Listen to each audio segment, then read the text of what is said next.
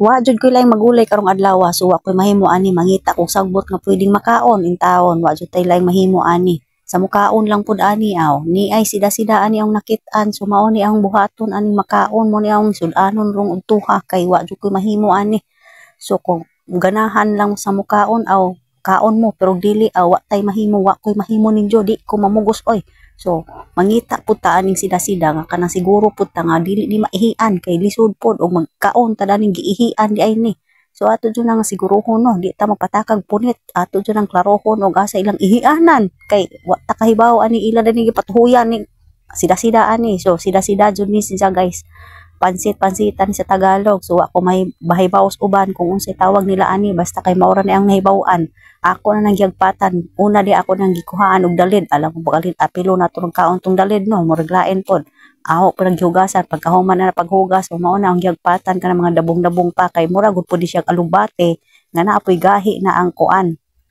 Gahi ang lindog, so ato dyan kwaon na mga humok pa. Una nang suway ani guys dito sa ang amiga, gipakaon ko ni Jaani abi kung unsa kani man ding sida-sida kay pansit-pansitan lagi daw kuno ijang gisalad. So musuway pug kung himo ani ron atong isalaro ni ron awa koy mahimo kung di sila mangaon. Pero pagka tinuod lang mo dyan guys, ang nakaon rin ni kami rin tang mga tiguwang, kay ang mga batanon wa jud sila mukaon kay gilainan lagi sila slasa, pero mao lagi nagiingon na sa mukaon lang wa tay mahimo di na pukson ang di mukaon. Alam mo pag atong pukson sa tingalo na to bata ba kay tingalo na to. Pero sa ubang lugar ba dyan ni guys himuon pagano nila nilang tortahon jud ni nila na pay uban ilang gisahon mura gud pug alubati nga ilang gisahon basta kay makaon jud ni siya guys, dili lang ni siya herbal, makaon pud ni siya herbal man ni siya guys. Sa una mo maniko kaunon sa akong ijaan sa una mo andar jang UTI mo dyan ilang kilawon mamunit ra man na si Jada ari sapa sa una kay na may daghan.